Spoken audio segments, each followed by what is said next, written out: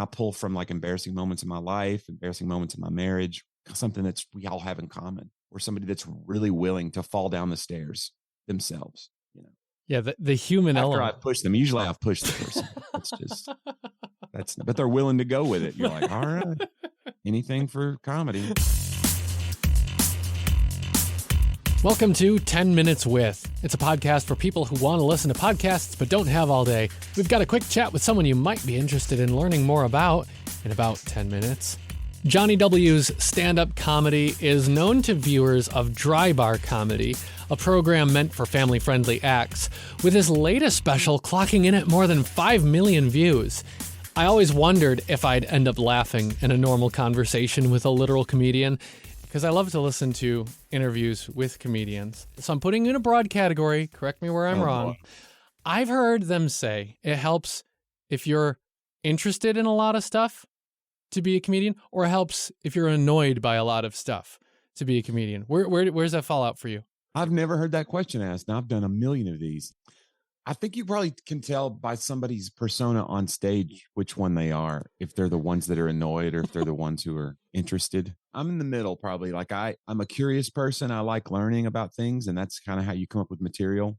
Like, for instance, I have a bit now that I'm doing about helium because my brother was planning a party for his daughter, my niece, and he said I've been to 5 party cities. He was like, I've been to 5 because there's a helium shortage. And I was like, what? Those tanks, for kids. So it made me look it up. I ran and I was like, I never thought about where helium came from. I thought maybe we made it. It's a natural gas in the ground.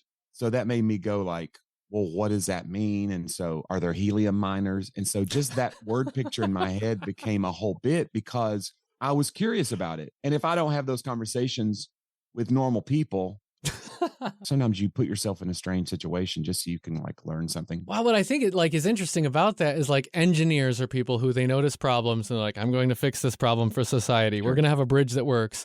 And comedians are people who are like, man, this is annoying. We need to laugh about this. I guess. And I talk about a lot of dark things in my show. It's not just like, hey, let's make fun of death just for fun. Like, I think we're all afraid of death. And so comedians are like these people who go, how can we make this less scary for everybody? Because it's scary to me too. If we're already here, can I keep taking it deep with this? Yeah, of course. Wow. Yeah, let's do it. So I have this thought always, like, I have no idea what would be funny in heaven. I think about humor on earth. So often humor has to do with imperfection. But I mean, everybody says it. God has a sense of humor, and we believe that. I think it's hard for us for some of us Christians to picture God like laughing, or I mean, I can picture that. I think that's beautiful, but it's also hard to imagine, like, where does humor come from? Yeah. And why, and will we need it up there? I don't know. Like, I think maybe God gave it to us down here because we need it. It's like an antidote to the other stuff. That's the main thing about being a comedian that you learn, is that you have to be one step ahead of the audience, because if they can figure out where your punchline is going, you need to go back and rewrite it. Like if somebody's already mouthing the words of like, I know where he's headed here. But so like, yeah, in heaven, I don't know. That's the idea too of like, are we really going to know everything in heaven? I mean, maybe that's a misnomer that we just have kind of like weaved into evangelical culture. Like, we'll be floating on clouds and we'll know everything.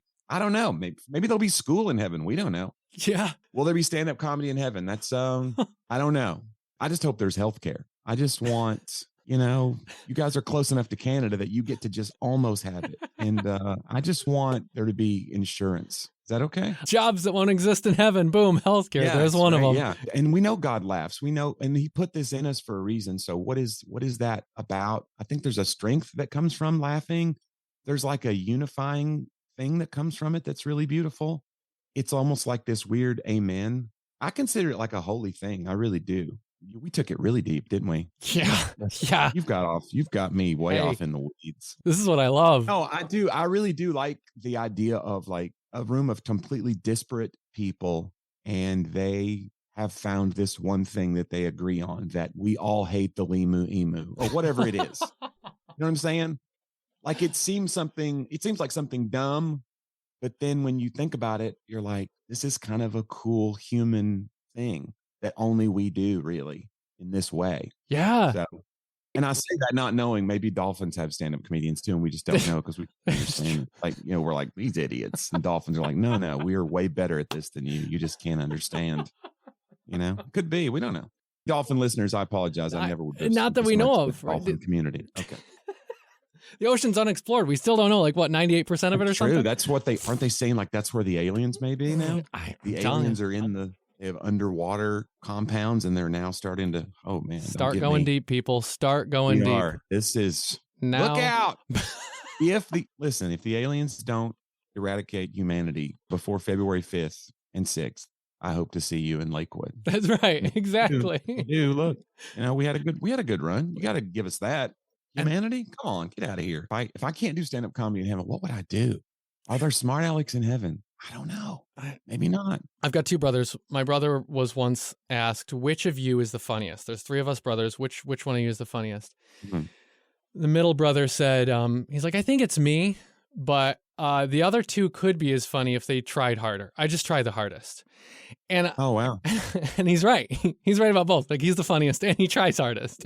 Comedy, the way it works is you're crafting something. You fine tune a joke by the time we get it. And it just is oh, that was perfect. It's because all the work went in ahead of time, right? Right. I do definitely try hard. I actually got a negative YouTube comment one time, and it almost made me laugh because they said that. They said, oh, this guy. They said, ugh. And it said, this guy's a try hard. That's an insult now on the internet, is that someone would try. It's so funny to me. Yeah, I'm really out here trying to make you laugh. Sorry if that offends your delicate sensibilities. I'm going to get up and I'm going to try. I'm definitely the funniest of my siblings, and I try the hardest at being funny too. I don't know that I have any other marketable skills. That was the other part of it too. It's if you just look at it and you go, well, it was going to be this, or I don't know what, it wasn't going to be good. So. What life experience gives you the most material? I go looking now for those embarrassing moments that I would have hidden from view.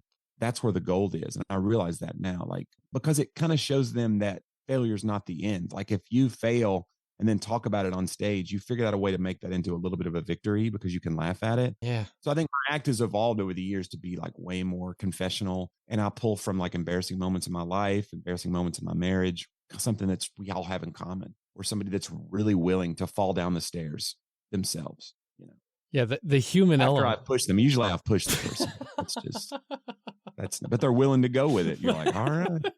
Anything for comedy. I think that's beautiful. Again, with the sweeping generalizations that I'm bringing to you, husbands, in my experience, we tend to think we're funny.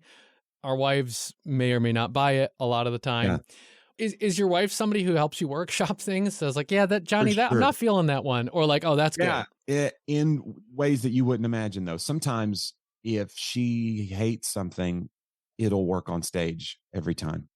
Yeah. Sometimes she'll be not feeling that. And I'm like, this is going to be the one because but she is great now because we travel together now. So yeah, there's things that we're experiencing together. So not being so separate from each other too, we're experiencing the road together for the first time, really. So that's been kind of interesting and fun. So she'll be with me in Lakewood. Oh, so cool. But yeah, to your point about men feeling like they need to be funny, I don't know where that comes from.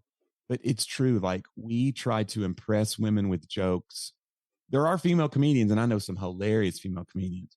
But I will say that 1,000 men have come into the back of the room after a show and tried to tell me a joke at my table.